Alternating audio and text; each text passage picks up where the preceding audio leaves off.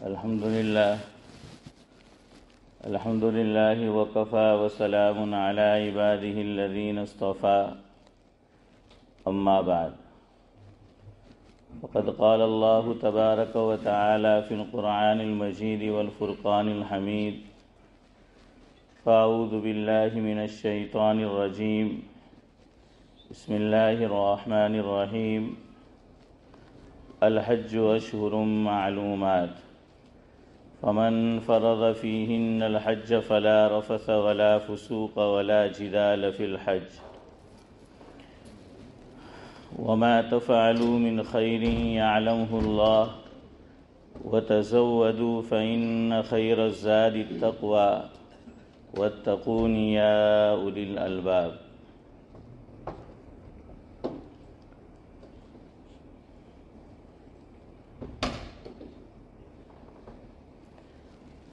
وعن ابی ہریرہ رضی اللہ تعالی عنہ قال خطبنا رسول اللہ صلی اللہ علیہ وسلم فقال یا ایہا الناس قد فرض علیکم الحج فحجوا فقال رجل اکل عام یا رسول اللہ فسکت حتی قالها ثلاثا فقال لو قلت نعم لوجبت ولما استطعتم او كما قال عليه الصلاة والسلام رواه مسلم.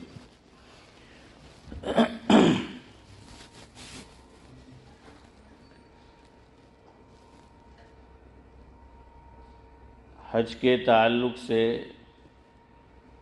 اور مدینہ منورہ کی حاضری نیز ایک مسئلہ قرآن خوانی کے تعلق سے پوچھا گیا ہے، تو وقت رہا تو یہ 3 باتیں آپ کی خدمت میں رکھنی ہیں. ہمارے ایک بزرگ گزرے ہیں، پاکستان میں مشہور خطاط تھے، بزرگوں سے تعلق تھا اور حرمین شریفین میں ان کی بعض تحریریں لکھی ہوئی بھی موجود ہے، جس سے میری مراد ہے سید نفیس الحسینی علیہ الرحمہ.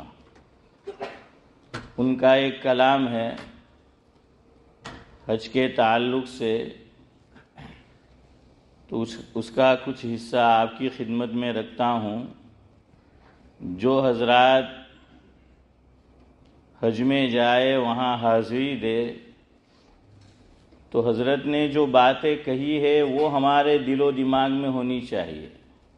آج معاملہ الٹا ہے سوشل میڈیا کے دور میں کہ جو باتیں ہمارے ذہن میں ہونی چاہیے، رہنی چاہیے، لے کر جانی چاہیے، وہ دل و دماغ میں نہیں رہتی، بلکہ شوشا دکھاوا ایک درجے کا، چاہے نیت نہ ہو اس آدمی کی، لیکن بہرحال ایسے کام سے بھی بچنا چاہیے جس سے آدمی کو شبہ ہو. اب ہمارا حال یہ ہے کہ گھر سے نکلے نہیں کہ ایڈورٹائز شروع، کہاں پہنچے، کب پہنچے، کیا کیا، ہر چیز. ہمارے بڑے بوڑھے تو فرمایا کرتے تھے کہ نیکی کر دریا میں ڈال، اور آج کل مزاج یہ بن گیا ہے کہ نیکی کر سوشل میڈیا پہ ڈال. ہاں، اس سے بچنا چاہیے.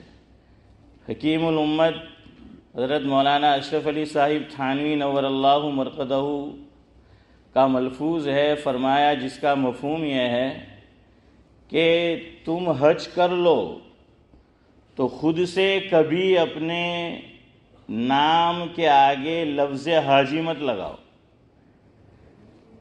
اور حضرت اپنے دور کے اعتبار سے فرماتے تھے کہ پہلے زمانے میں یہ ہوتا تھا، اس دور میں، اب بھی کوئی کرنے والے کرتے ہیں، وہ چھوٹے سے کپ ملتے تھے جس میں زمزم کا پانی دیا جاتا تھا، تو وہ سیٹ لے کر آتے تھے. اب کوئی گیا ان سے ملنے کے لیے کہ حج سے ہو کر آئے ہیں، اللہ کا مبارک گھر اور نبی کے مبارک در پہ حاضری دے کر آئے ہیں، زیارت کر کے آئے ہیں، تو کھجور پانی رکھا جاتا تھا.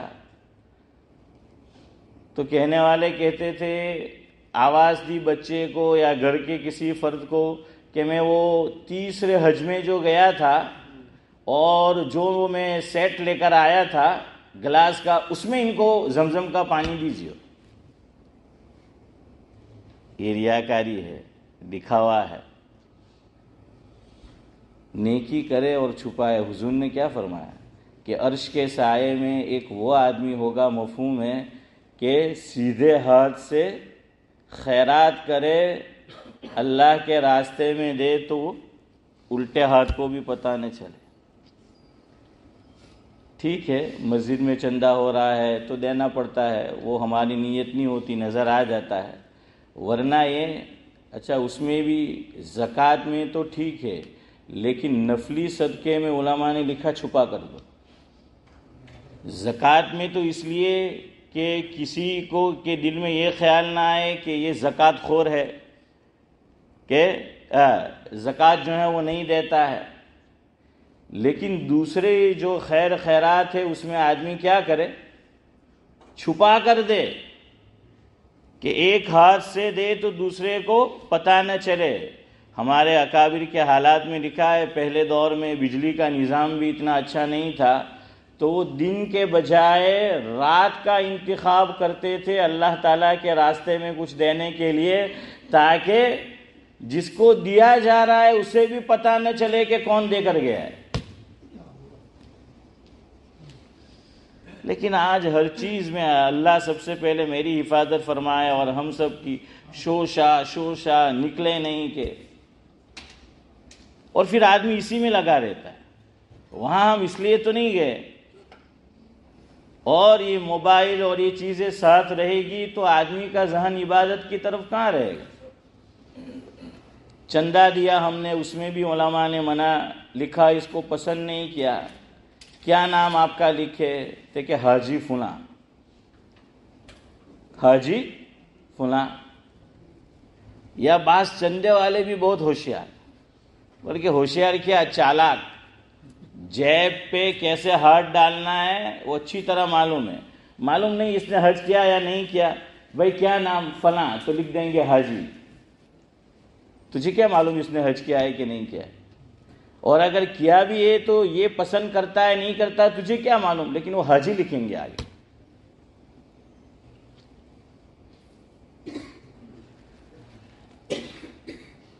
تو سید نفیس الحسینی علیہ الرحمہ کا کلام ہے کہ شکر ہے تیرا خدایا میں تو اس قابل نہ تھا۔ پہلے ہی جملے میں نفی ہے، ہاں، کہ اللہ تو نے اپنے فضل سے مجھے بلایا ہے۔ اور اتنا بھی یاد رکھے، شیطان یہ دھوکہ دیتا ہے کہ دیکھیں اللہ کا فضل نہ ہوتا تو کیسے حج میں جاتا۔ بھائی یہ فضل تو مل گیا ہے، لیکن اب جیسے وقت گزارنا ہے یہ امتحان ہے کہ ہم وہ سفر اسی طرح گزارتے ہیں یا نہیں گزارتے، حاضری اسی طرح دیتے ہیں کہ نہیں دیتے۔ پیسہ بھاگے آ جاؤ آپ کی جگہ، کہ اس طرح حاضری دیتے ہیں یا نہیں دیتے۔ 3-4 دن سے شوکت بھائی گلے کا مسئلہ ہے، تو میں نے قاری صاحب کو بولا کہ بھائی آپ کچھ خدمت کر لیں۔ شکر ہے تیرا خدایا میں تو اس قابل نہ تھا، تو نے اپنے گھر بلایا میں تو اس قابل نہ تھا۔ یہ جذبہ ہونا چاہیے کہ اللہ میں اس قابل نہیں تھا، یہ تیرا فضل ہوا کہ تو نے مجھے اپنے در پہ بلایا۔ اپنا دیوانہ بنایا میں تو اس قابل نہ تھا، گرد کعبے کے پھرایا میں تو اس قابل نہ تھا۔ لیکن ہم تو قابلیت دکھا رہے ہیں گرد کعبے کے، اور وہ سیلفی شروع ہے، یا اب تو وہ لائیو بھی سسٹم ہوتا ہے، لائیو اسٹریمنگ، تو وہ لائیو وہ دکھا رہے ہیں سب کو۔ ارے تو لوگوں کو دکھانے گیا ہے یا اللہ تعالیٰ کے لیے گیا ہے؟ دیکھیے قرآن کریم سے بڑی عبادت کوئی نہیں ہو سکتی۔ ہاں، قرآن کریم، حج کی کتابیں آپ اٹھا کر دیکھیے، ہم جو کعبے کے گرد چکر لگاتے ہیں، علماء نے یہ لکھا کہ کعبے کے گرد آدمی چکر لگا رہا ہو اس وقت قرآن کریم کی تلاوت نہ کرے. توجہ ساری اسی عمل کی طرف ہونی چاہیے.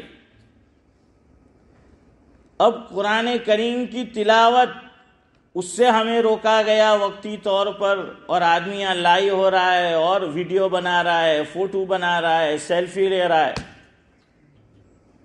توجہ کہاں رہے گی؟ دھیان کہاں رہے گا؟ ارے ایسی توجہ، ایسا دھیان ہونا چاہیے. اسی لیے تو شریعت مطہرہ نے ہمیں اجازت دی کہ کعبۃ اللہ کے سامنے جب آدمی طواف کر رہا ہو، کوئی نمازی نماز پڑھ رہا ہو، اس کے سامنے سے گزرنا یہ گناہ نہیں ہے. عام مساجد میں ہم نمازی کے سامنے سے نہیں گزر سکتے، وہاں اجازت دے دی. کیوں؟ وہ مست ہے اپنی عبادت میں، اپنی دھن میں، اپنے خیال میں، اس لیے اسے معلوم ہی نہیں کہ یہاں کون نماز پڑھ رہا ہے، کیا عمل ہو رہا ہے.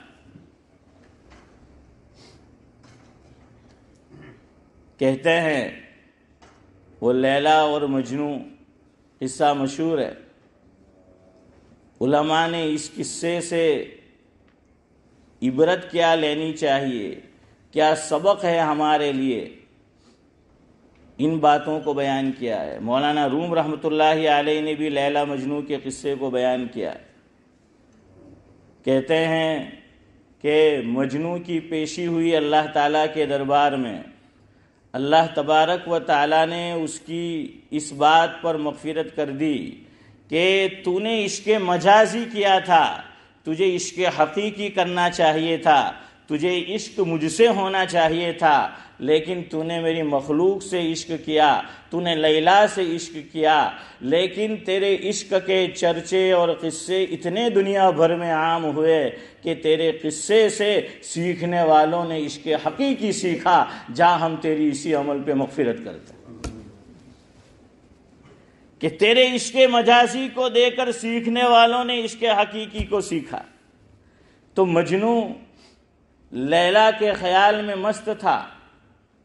ایک مسلمان نماز پڑھ رہا تھا، مجنو اس کے سامنے سے گزر گیا. اس نے جلدی سے نماز ختم کی اور مجنو کو پکڑا اور کہنے لگا کہ تجھے شرم نہیں آتی، تجھے مسئلہ نہیں معلوم، میں نماز پڑھ رہا تھا، نمازی کے آگے سے گزر نہیں سکتے، تو میرے آگے سے گزر گیا.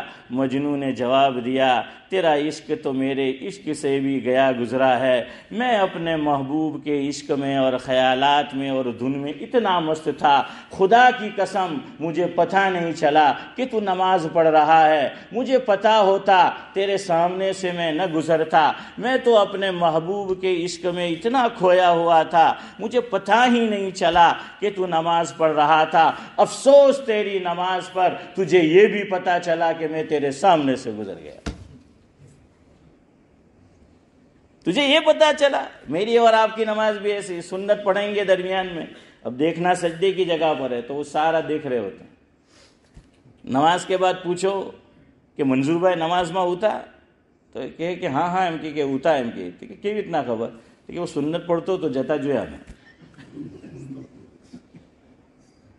ہمیں سنت پڑھتے ہو تو تمہیں جتا جو ہے ہم کہ یہ تھی گیا ایم کی یہ نماز ہے ہماری. بتایا کہ کہاں نگاہ رہنی چاہیے. ہر رکن میں مجھے اور آپ کو بتایا گیا کہ جب ہم قیام کی حالت میں کھڑے ہو نگاہ کہاں ہوگی؟ سجدے کی جگہ پر ہوگی. ہاں اس سے نگاہ نہیں ہٹے گی. اسی لیے مسجد کبیر، ہماری مسجد کبیر ہے، بڑی مسجد. 2 صف ویسے علماء نے لکھا ہے، احتیاطاً بعضوں نے 3 کہا ہے، تو اب 3 پکڑ لے.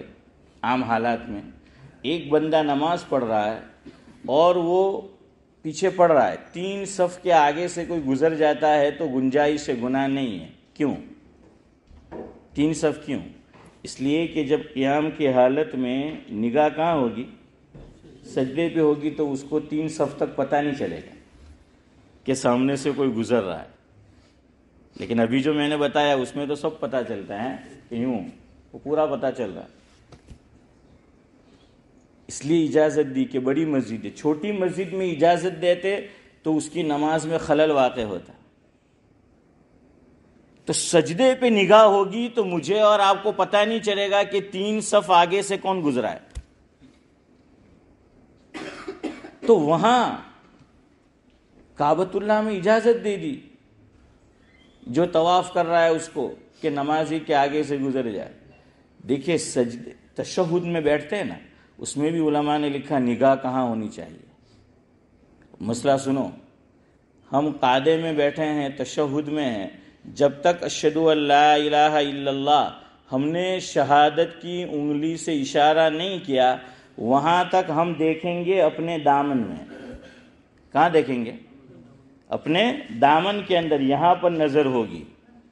علماء نے لکھا حدیث پاک کی روشنی میں کہ جب میں اور آپ انگلی اٹھائیں گے اشہد ان لا الہ الا اللہ, اب اس کے بعد سے لے کر نماز کے ختم تک میری اور آپ کی نگاہ شہادت کی انگلی پر رہنی چاہیے, وہاں ٹھہری رہے گی. شہادت کی انگلی میں بھی یاد رکھے اسے قبلے کی طرف اٹھانا بلند کرنا ہے, یہ سنت ہے. لوگ خلاف سنت عمل کرتے ہیں شہادت کی انگلی کو اٹھانے میں. ادھر دیکھیں, یوں ہے, کیا کریں گے؟ اشہد ان لا الہ. یہ کہاں ہوئی انگلی؟ قبلے کی طرف ہوئی یا آسمان کی طرف ہوئی؟ آسمان کی طرف ہوئی. آسمان کی طرف نہیں کرنا ہے, قبلے کی طرف کرنا ہے. بعض لوگ خالی یوں اشارہ کر دیں گے. یہ قبلے کی طرف ہوئی یا زمین کی طرف ہوئی؟ زمین کی طرف ہوئی. سیدھا, نہ نیچے نہ اوپر, بالکل سیدھی راہ. چونکہ شریعت ہے ہی سیدھی راہ, اہدنا الصراط المستقیم, درمیانی راستہ, اعتدال والا راستہ, نہ اوپر نہ نیچے, وہ درمیان کے اندر آدمی چلے. تو اس لیے جاؤ تو وہاں اس سے اپنے آپ کو اس عمل سے بچاؤ, سیلفی لینے سے, ویڈیو بنانے سے. پوری توجہ ہماری کس پر رہنی چاہیے؟ طواف پر. یہاں تک علماء نے لکھا, بعض لوگ آپ دیکھیں گے وہاں کہ کیا ہوتا ہے, کتاب لے کر جاتے ہیں دعا کی, اور ہر چکر میں وہ دعا پڑھتے رہتے, یہاں سے وہاں یہ دعا, وہاں سے وہاں وہ دعا. علماء نے اس کو بھی پسند نہیں کیا. ویسے بھی حضور اکرم صلی اللہ علیہ وسلم سے صرف رکن یمانی اور حجر اسود کے درمیان دعا منقول ہے, اور کسی حصے میں حضور سے دعا ثابت نہیں ہے طواف میں. صرف کہاں ثابت ہے؟ پہلے تو جو ہم استلام کریں گے وہ تو ہے ہی, بسم اللہ اللہ اکبر, وہ ہے.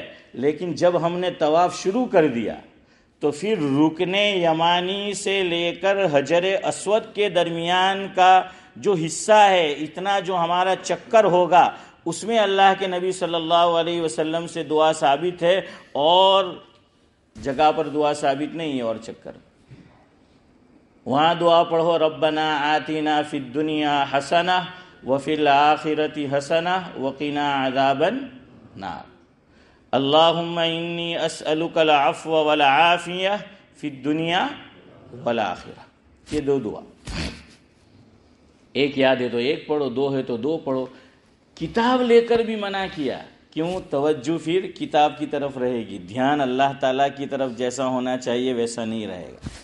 یہاں تک علماء نے اجازت دی. عربی زبان میں دعا یاد نہیں ہے, کوئی بات نہیں, اپنی جو آن لینگویج ہے, جو اس کی اپنی زبان ہے, تو اس کے اندر آدمی پورے طواف کے چکر میں کیا ہے, اپنی زبان میں دعا کرتا رہے. اللہ تعالیٰ تو ساری زبانوں کا خالق ہے, وہی پیدا کرنے والا ہے. دنیا کی ہر زبان وہ جانتا ہے, وہ سب کی سنتا ہے, ہر زبان میں سنتا ہے.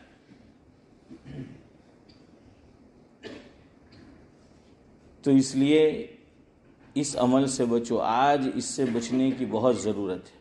اسی طرح جب ہماری حاضری ہو حضور کے روضے پر, روضہ مبارکہ پر, تو وہاں بھی سیلفی بنانے سے اور فوٹو کھینچنے سے, ویڈیو بنانے سے, ان چیزوں سے اپنے آپ کو بچا کر رکھو.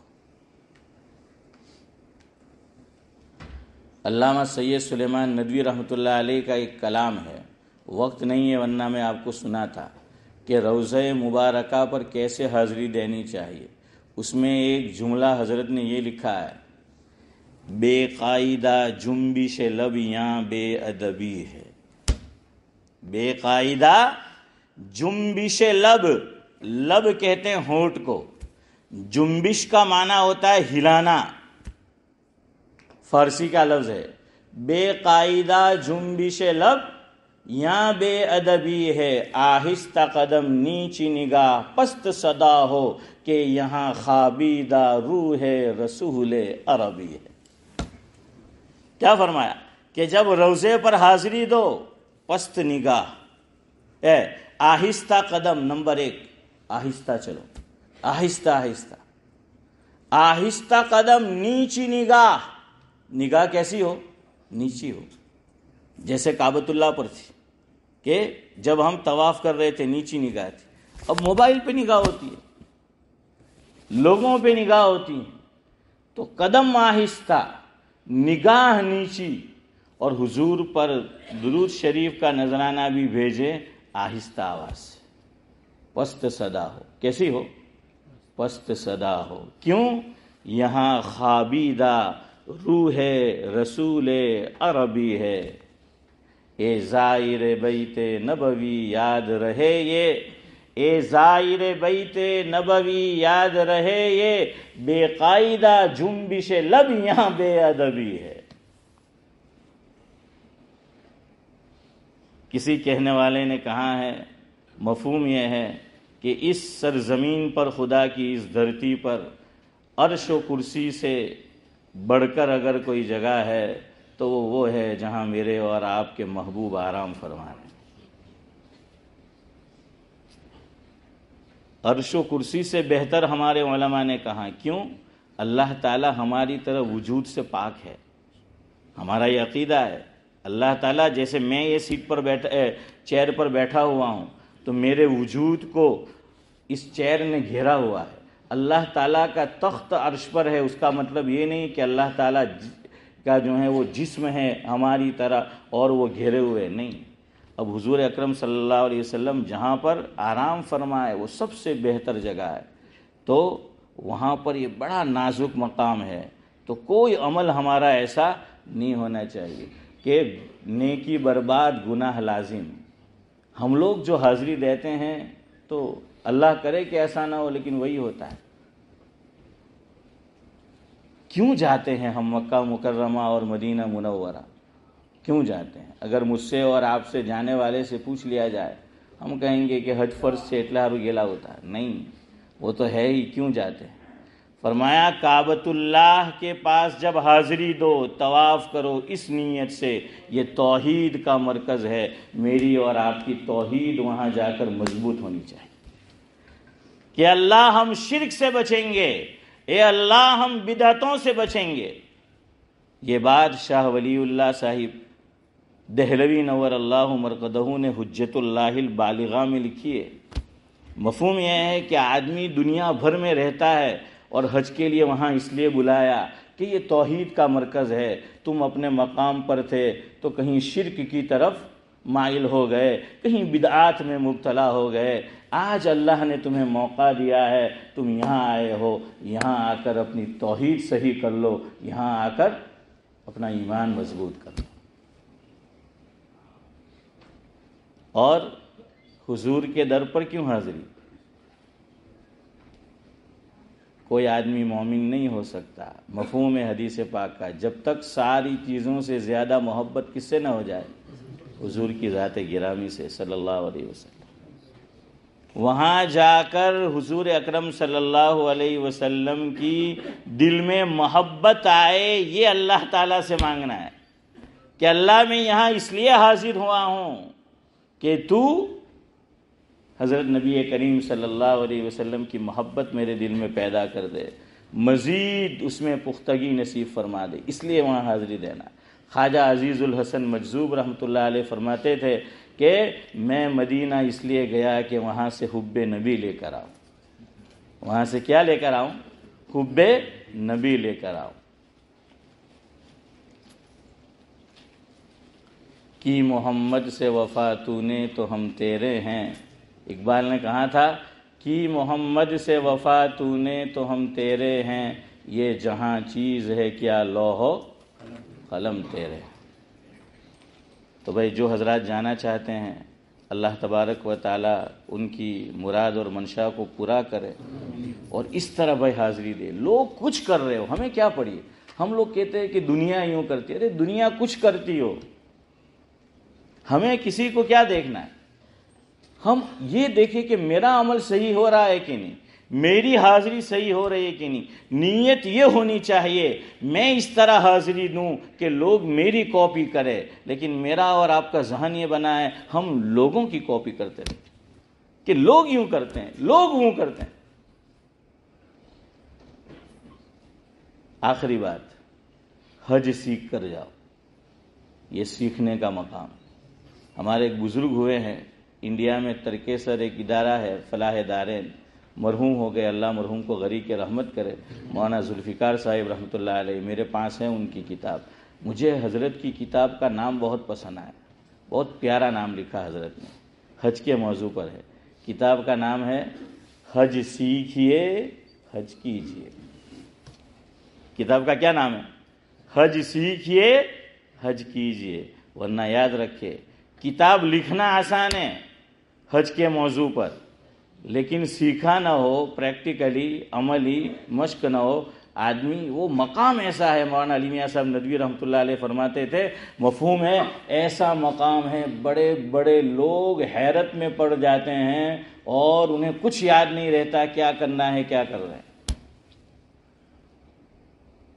یعنی غلط عمل نہیں کر رہے، یعنی وہ ایسے اس میں مست ہو جاتے ہیں. ملا علی قاری رحمۃ اللہ علیہ، بعضوں نے اور نام بھی لکھا ہے، انہوں نے حج کے عنوان پر کتاب لکھی تھی. گئے حج پڑھنے کے لیے، طواف کر رہے تھے. تو اسلام میں آپ جانتے ہر اچھا کام کس طرف سے ہوتا ہے؟ سیدھی طرف سے. لیکن آپ طواف دیکھیں کدھر سے ہوتا ہے؟ ارے یار کچھ تو بولو، الٹی طرف سے ہوتا ہے نا.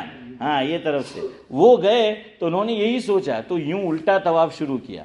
کسی نے دیکھا تو کہا کہ بڑے میاں ایسے ہی حج کرنے آ گئے، کم از کم ملا علی قاری کی کتاب لے کر آتے. کم از کم ملا علی قاری کی کتاب لے کر آتے. تو حضرت کہنے لگے او ہو، خود میں ملا علی قاری ہوں، میں نے لوگوں کو بتایا اس طرح کرنا ہے اور میں خود غلط کر رہا ہوں. اس لیے حج سیکھ کر جائیے. اللہ تبارک و تعالی جو کچھ کہا سنا گیا قابل عمل باتوں پر عمل کی توفیق نصیب فرمائے. سبحان اللہ بحمدہ. سبحان اللہ.